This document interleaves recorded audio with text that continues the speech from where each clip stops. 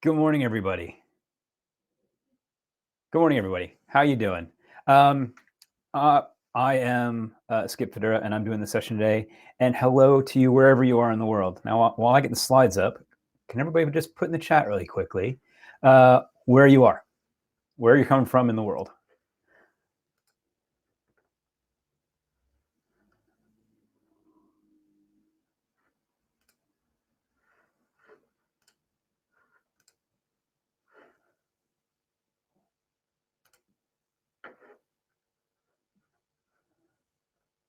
Okay.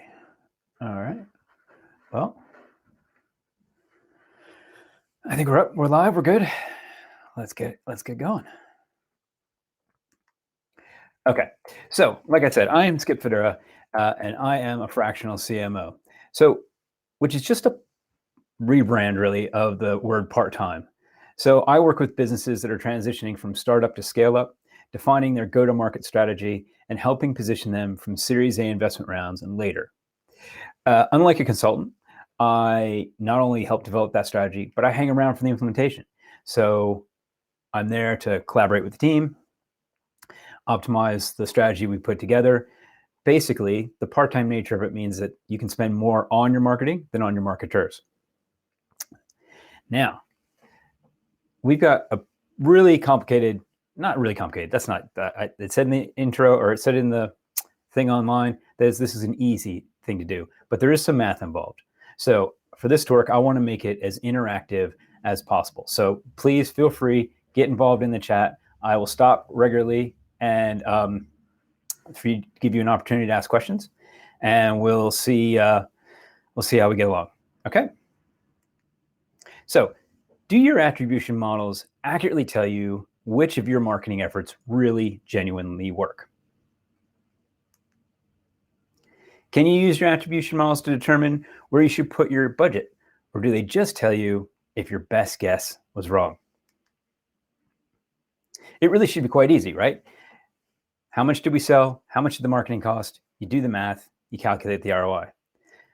But the problem is attribution is broken, and it's broken because we're asking the wrong question.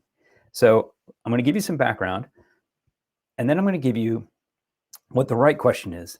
And then I'm going to give you an attribution model that accurately tells you what is working and what isn't. A tool that helps you spend your limited budget way more effectively, and most importantly, doesn't cost you a ton of money. But first, a little bit of background. How did we get here? So this is a copy of image of the first advertisement. It was created in 1476 or 1477. And I say the first advertisement, that's here in England. Again, 1476, 1477, by a fellow by the name of William Caxton. He brought the printing press, the first printing press, to England. And as was the case in those days, most printing presses were used to print religious material. So he posted this poster around Westminster Abbey promoting a prayer book that he had printed on his newfangled printing press. Now, history has captured this was the first ad, but it hasn't captured if it worked. And Caxton may not have cared. I mean, at the end of the day, for him, this was a pretty cheap way to advertise, right? He had the press. He was an author, so he probably wrote it himself. And the only real cost was the paper. Paper was expensive then, but that was his only real cost. He probably could have used offcuts. But you can imagine how this plays out, right? He goes to the pub that evening, bumps into the candle maker, and the candle maker is like, Caxton, what is this thing you've been posting all over town? Caxton didn't even have a name for it. But the candle maker's like, but does it work? Well, Caxton sees a business opportunity, and he now is going to become the first ad agency. And he's like, of course it works. And the next day, they work together to print up the candle maker's advertisement. Now, the question is, the advertiser, in this case, the candle maker, it costs him real money. You know, he had to pay Caxton, he had to pay for the paper, he had to pay for the press. So the question becomes, did it work? That's what we're here to find out. Now, fast forward to the late 1800s, and the problem gets even more compounded when now you start to have CEOs and finance people involved. Now, how many of you have seen this quote?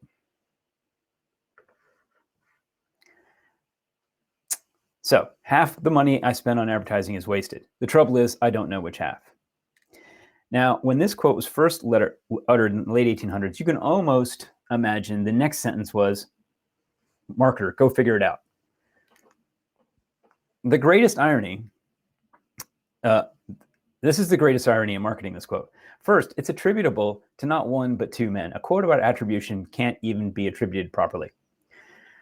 On the left is John Wanamaker, a Philadelphia retailer, and on the right is one of the founders of Lever Brothers. Both have been credited with this quote.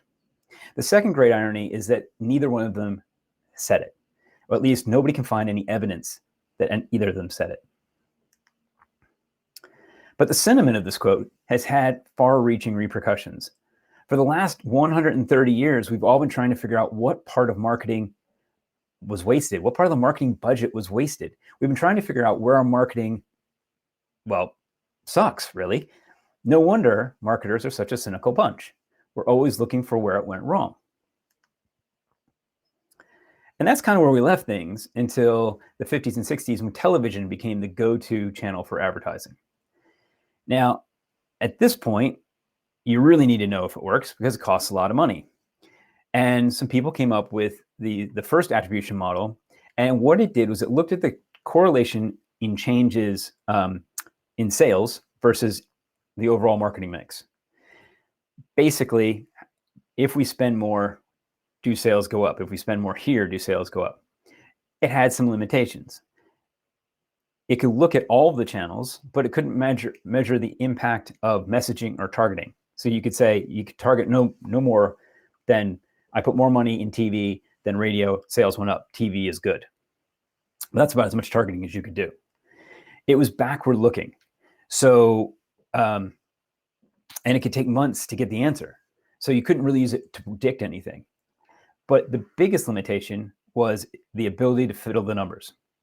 So I started my career in retail banking. And in retail banking, I've just figured out how to see the chat. Great. Hello, Italy. So I was working in retail banking, as I said, and one of my jobs was to look at how much the marketing department claimed in revenue in post-campaign analyses over a quarter, and how much we reported in our quarterly earnings. And it was always a factor of 8 or 10. In other words, the marketing team was claiming each dollar of revenue 8 or 10 times. So that's clearly not a good attribution model.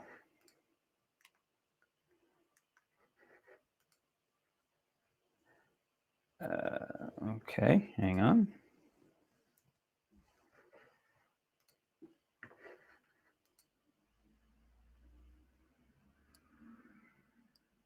Okay, so in the days before digital, there was always going to be guesswork, right? But now we've got the data.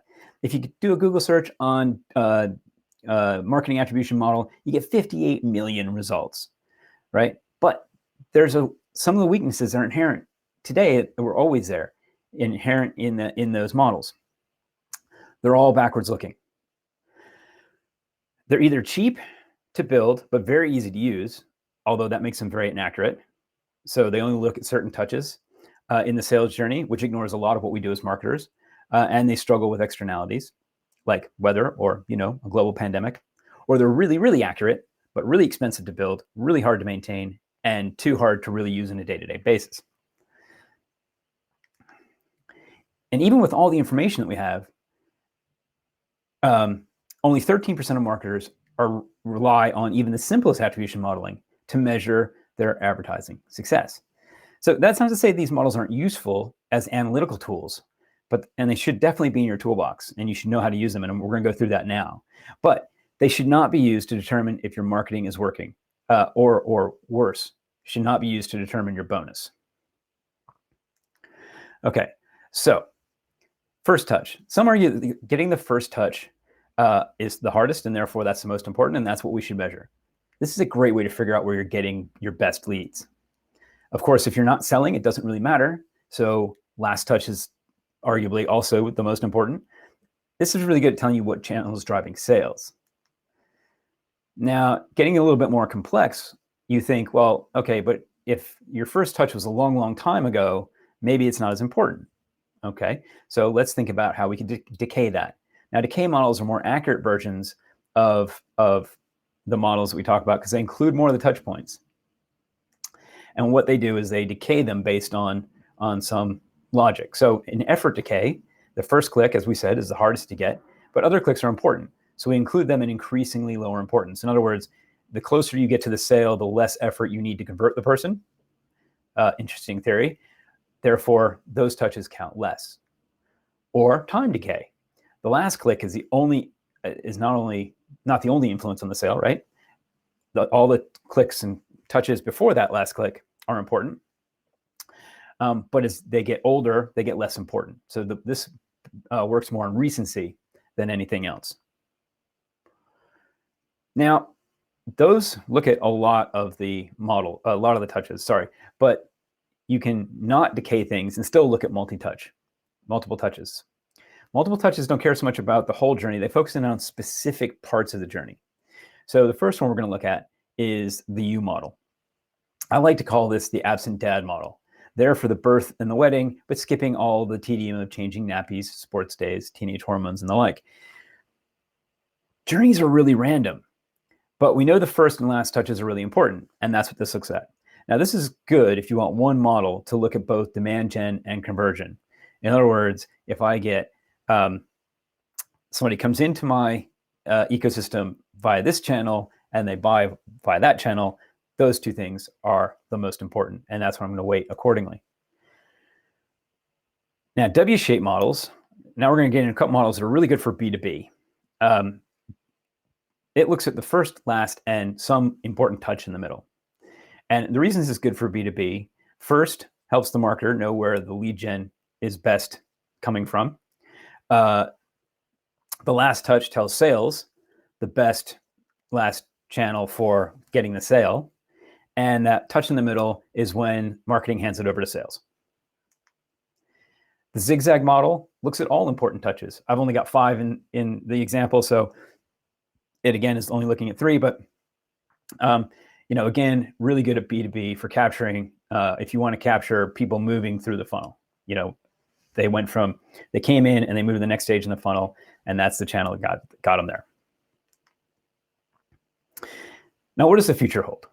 Well, it's not surprising that it involves machine learning, which brings us to uniform marketing measurement, or Now, if is not a buzz enough for you, Gartner calls this total marketing measurement.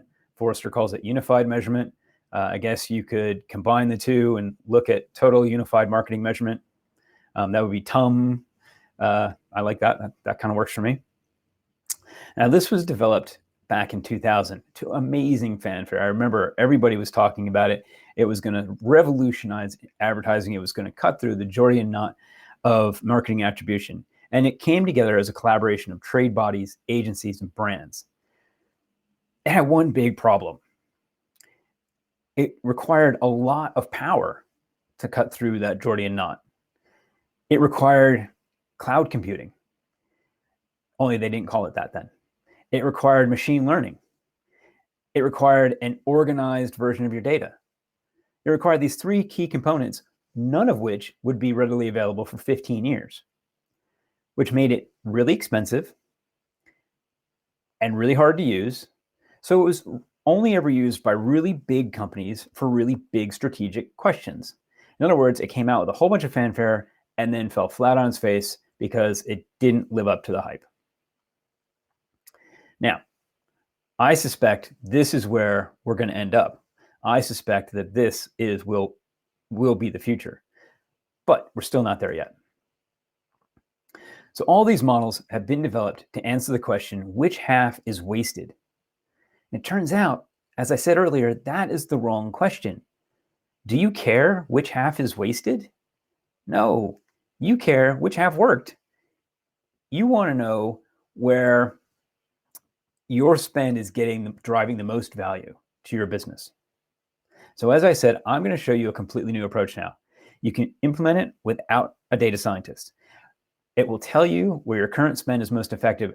But the best part, the really best part, is it's going to give you a tool that will help you know how to hit your target in the future, how to best spend your budget in the future. Now, I'm going to start to go into marketing value analysis. I am also going to attempt to open up the Q&A tab. Okay. Bear with me a second, please. There we go. Okay, so we got no questions yet. But here's the thing. We have spent, I don't know, 15 minutes, maybe 10 minutes so far. And now we're going to go into some spreadsheets and some math. Not complicated math, but I really want you guys to get the most out of this that you can. So please, as I go through this, ask questions. I'll stop regularly to pick up the questions. So I'm not going to wait till the end to do those. So please, please, please, if I lose you, I'm talking too fast, whatever, ask questions so you get the most out of this session. Okay, so all we're going to be doing with marketing value analysis is simply looking at the value derived from different groups of people over a period of time. And that over a period of time is really quite important. And I'll get to that in a minute. The groups are defined by the channels with which they interact. So let's start with a really, really simple example. We're going to only be talking about PPC and email, okay? Now, we've got people that arrive at a website from PPC.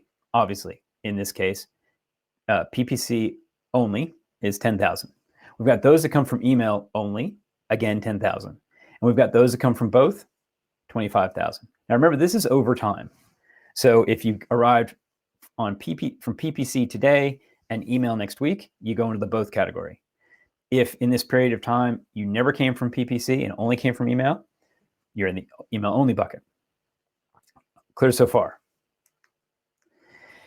Now we can also look at the corresponding transactions to get the total value delivered by each channel. Okay, so again, email is 60,000, PPC is 50,000, combined is 200,000. Now we're going to have to do the math. I'm going to put this all into a spreadsheet. Now here we have each of the groups from the Venn diagram and the numbers in each group. Yep, so email, 10,000 people, 60,000 in total sales. Now with some spreadsheet wizardry, pretty simple formula, you can calculate the average value delivered by each member of each group. So for email, 10,000 people spent 60,000 pounds. Their average value is 6 pounds. So each email address on your list brings an average value over that period of 6 pounds. Now, what does this tell us? First, it tells us the maximum we should be spending to acquire a member for each of these channels. Think about it. If the average email address brings you 6 pounds in value, you don't know which email addresses in advance will bring you the value. If you did, you'd only get those on your list. That would be great. Not the way the world works. So you have to assume that everyone is worth 6 pounds. Obviously, some will be worth 0, some will be worth much, much more. You shouldn't spend more than 6 pounds to acquire an email address if you want a payback in that period. If you're happy to let the payback be over multiple periods, then the math gets a little more complicated. Let's assume that your FD, your finance people want payback in that period. You can afford to spend 6 pounds to get them and break even. It also tells you which channel combinations are the most powerful. Now, obviously, we only have 2 channels in this example. We've only got email and PPC, so obviously the email PPC combination is going to be the most powerful. But you could easily see if we added in, say, Facebook, right? So then you'd have Facebook only, PPC only, email and Facebook, PPC and Facebook, and then email, PPC, and Facebook. And the math would be the same. You would know which combinations are most powerful. So which combinations you want to promote. If email and Facebook is the most powerful, then you want to get people who are Facebook only on your email list and vice versa. But most importantly, we can answer the question, what do we need to hit next year's number? So I'm going to pause there for a second. I don't see any questions yet. But again, please throw your questions in if anybody's lost it all. There's no such thing as a stupid question.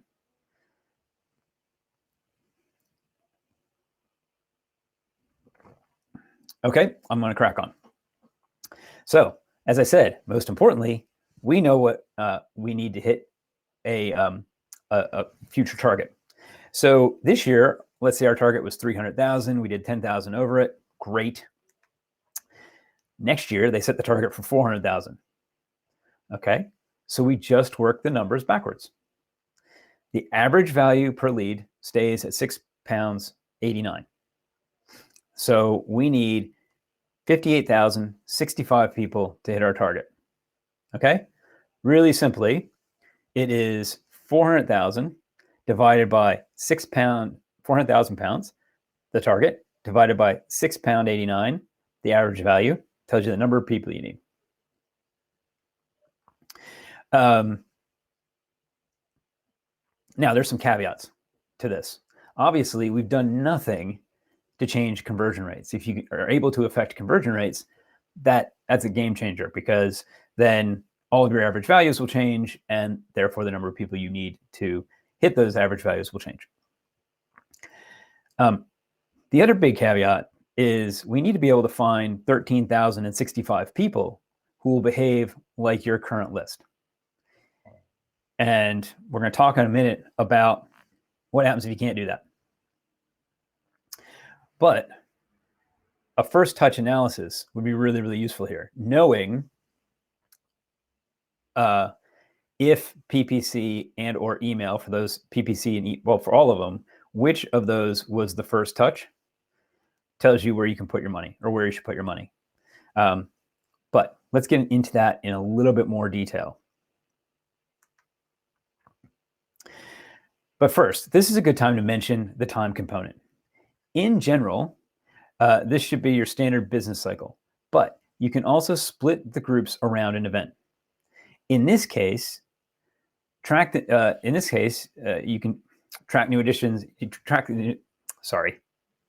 So if you want to track people around an event, you track the new additions separately from the old. You do the same analysis. It's just you've got two spreadsheets with two sets of values, and that'll tell you what impact that event had on your business. So it could be a summer heat wave. It could be, we did it for a client around the Brexit vote, or it could be, a global pandemic. People you acquired before the pandemic, people you acquired during the pandemic, and then people you acquire after the pandemic. And you can look at those three sets of cohorts. Like I said, the differences in the groups gives you the impact of the event. Okay, now let's get back to our example. If you cannot get more of the same, or getting them would be too expensive, in other words, more than the average value, what are you going to do? Well, we're going to do a bit more math. Sarah, I see your question. Where can you get more info on this topic? I will give you some links at the end. For that,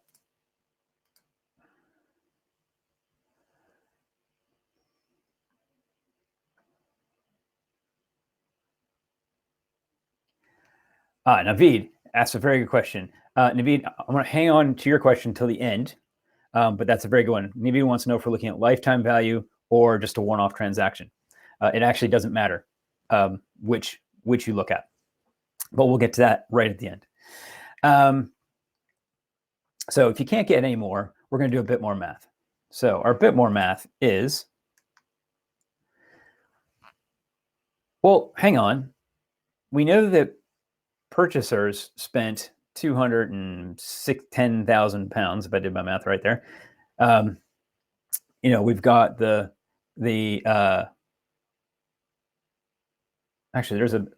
anyway, don't worry about it. Not everybody is going to have purchased. We need to dig a little bit deeper to get into the average value. Okay, so, sorry, there was a typo on that slide. The both should have been 200,000, not 100,000. I apologize for that. I'll fix that. That's what threw me there.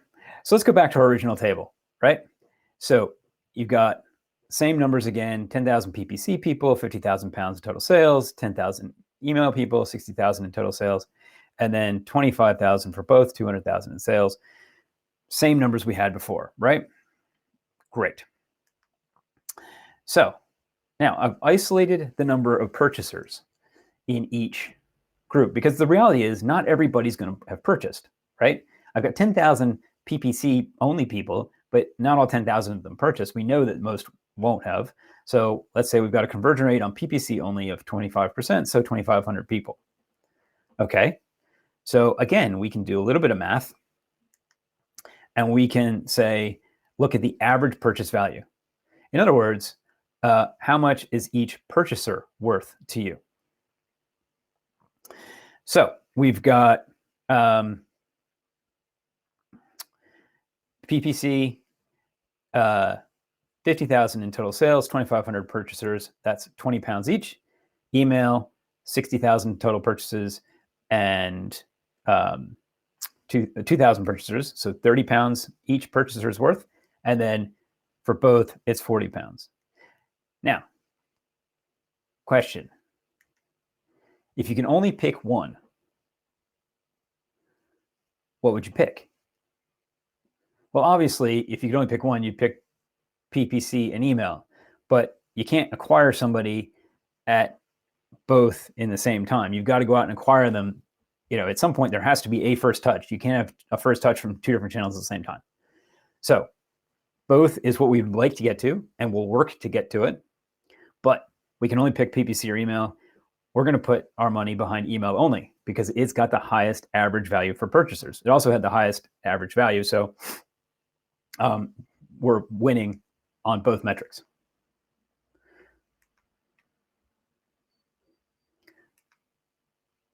Now, you also know how much you can afford to discount for each channel. So let's go back to the email for a second.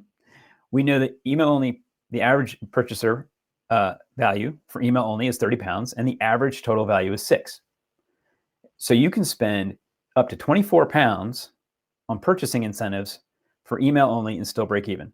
In other words, I've got an email only person that's never bought. I can spend, but I know on average they're going to bring me 6 pounds. Remember, this is kind of a portfolio thing. You wouldn't look at one specific person. And you can say, okay, if I give them up to 24 pounds in purchasing incentives, I get them to that 30 pound value, and we break even on that. Now, if they spend more than 30 pounds, great, then your quid's in, right? It's really nice to base your discounts on math rather than on arbitrary percentages, or worse, what the boss thinks. So that's one of the things I love about this analysis is basically what you're not doing is giving away more margin than you need to give away to get the sale. That's what we're talking about here.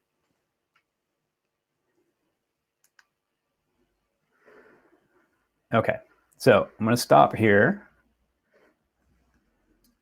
And I'm going to see if we have any more questions. Naveed says, thanks, great. Actually, let's go to Naveed's question now. So Naveed's question was, are we looking at lifetime value or a one-off question, a one-off transaction? So it doesn't really matter, Naveed, is the answer to your question. If you want to look at lifetime value, you very much can, but then your period of time is fundamentally infinite. So you would be looking at people who had interacted back, I mean, not to the beginning of time, obviously, or even to the beginning of your business. You'd probably want to set some fixed start date for when that was going to happen. But the analysis would be exactly the same. What are the touch points all these people have touched? What have they spent over their entire customer existence? And the maths work out to be exactly the same. Probably a bit more complicated, if I'm honest, and a slightly more muddy, because the challenge that you have with lifetime value over a shorter window of time is that with lifetime value, you've got a lot of history in there.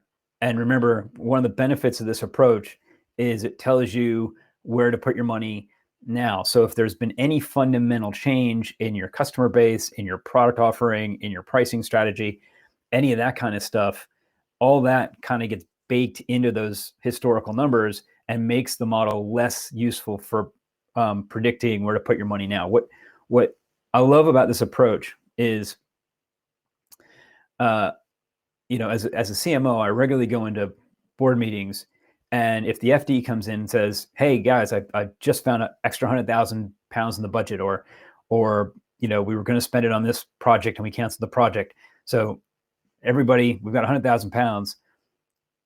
Pitch me. What are you going to spend it on, and what's the return going to be? And the challenge is that, like, the HR department and the technical department, or even the product development department, any of those three, they've already got a spreadsheet where they can plug, kind of 100,000 in the top, and they already know what the priorities are going to be, and it cascades through and comes out the bottom. And they all say, I'm going to spend it on X, Y, Z, and it's going to generate this much return. And in marketing, we don't have that. We don't have that tool. We do now, but historically, we haven't had that tool. Historically, we've been like, well, we'll spend the money and we'll get some return on it. And based on our typical return, it'll be whatever.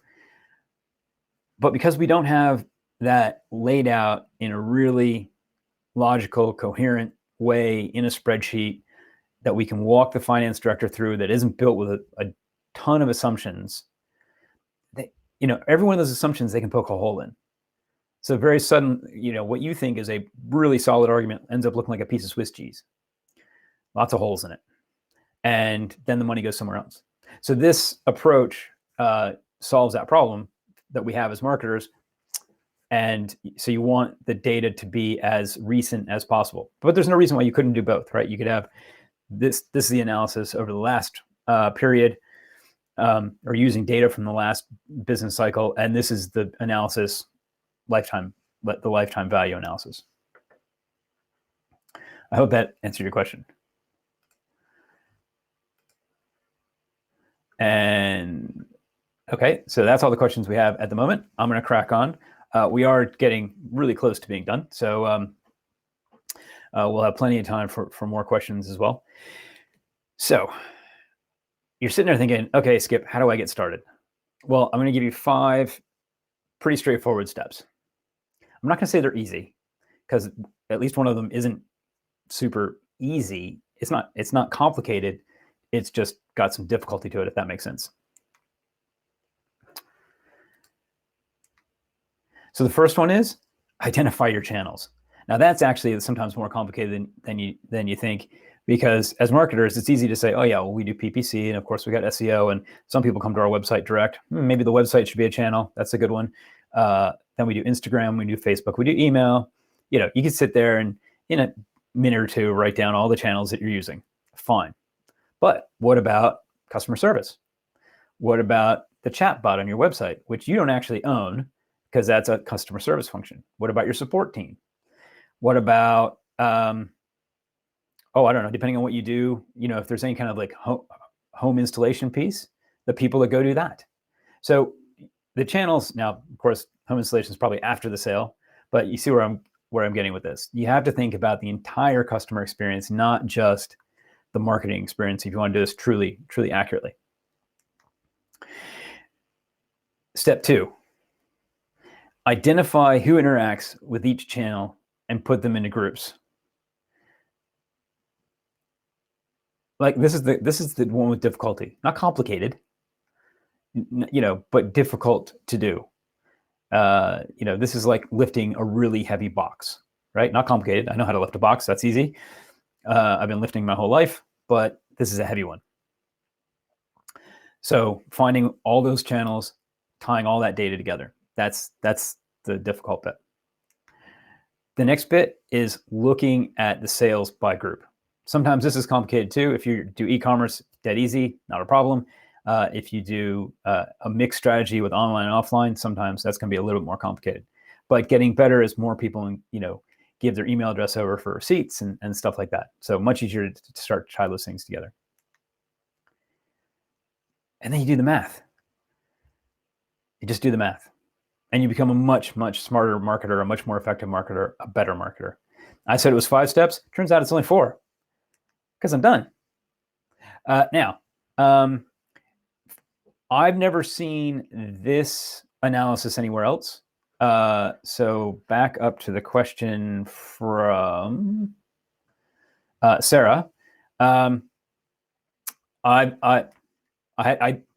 can't send you to a book on this specific approach. I can send you to my blog, and I can send you to a podcast where I talked about both these things, or talked about this approach. Reach out to me on my website. Reach out to me on LinkedIn. Reach out to me on Twitter. Happy to discuss it with you further. There's tons of resources on attribution in general, but they're going to take you much more down the traditional approach that we talked about at the beginning. And Naveed, I'm glad you approve. Thank you. So that's it for me. Plenty of time for any more questions if anybody's got some. I'm quite worried that 2 of you ask questions and 50 of you are sitting there thinking, you're either thinking, that's genius, I'm going to start it right now, so straightforward, so easy, or that guy's completely bonkers and who would ever listen to him? But at least you did, so I thank you for that.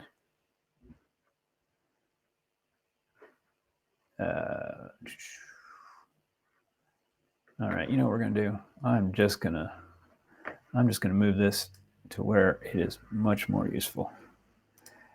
Okay. Just checking the chat. No questions in the chat. Lots of people from Cyprus, Belgium, Poland, Greece. Good morning, everybody. I'm here in London. The weather is cold and rainy, as you'd expect. Veronica from Italy, hello. All right. If there are no more questions, oh, hang on. Thank you, Naveen. I'm glad you really enjoyed this session. Would love to talk ROAS in the future. That's return on advertising spend for people that don't know. And then Veronica asked the really hard question: is there a tool, stroke CRM, that I would suggest? You know what? I'm going to give you the worst, most politician answer ever. It depends, but it does. It really does depend on what do you need, what your requirements are, what's your budget. But Veronica, reach out to me. Happy to talk through those issues or talk through that process with you, and help you out if I can.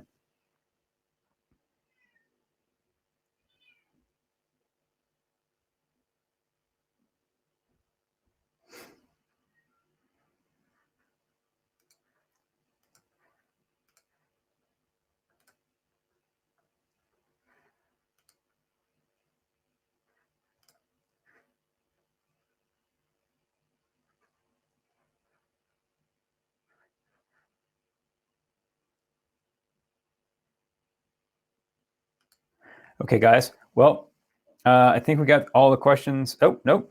Last one in from Roman.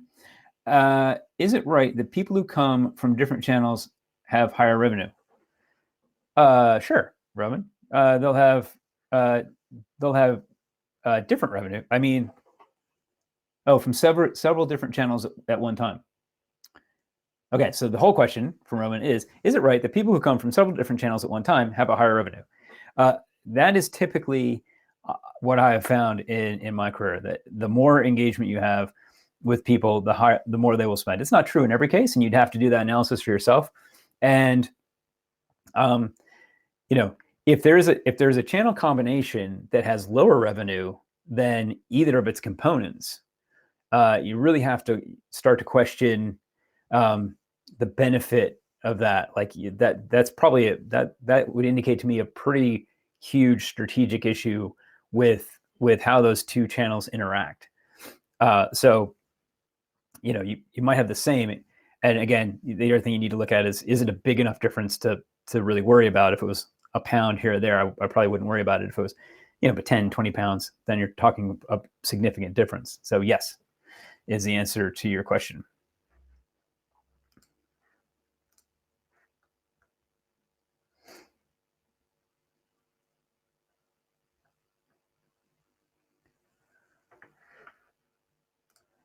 Okay, just one last pop into the chat.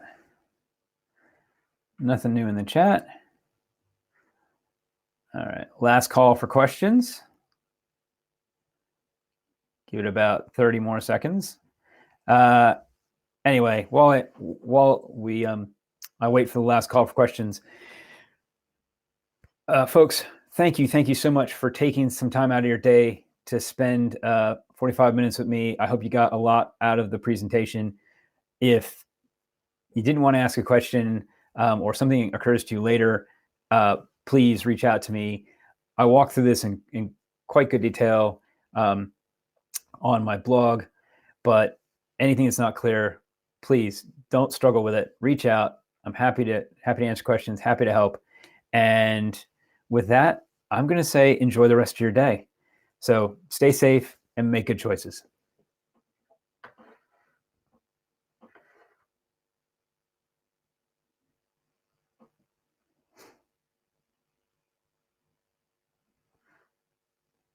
Justina, if you're still here, mine, the one I just presented, is the attribution model I would recommend, or that I prefer to use. But of those tools that we had, that I showed,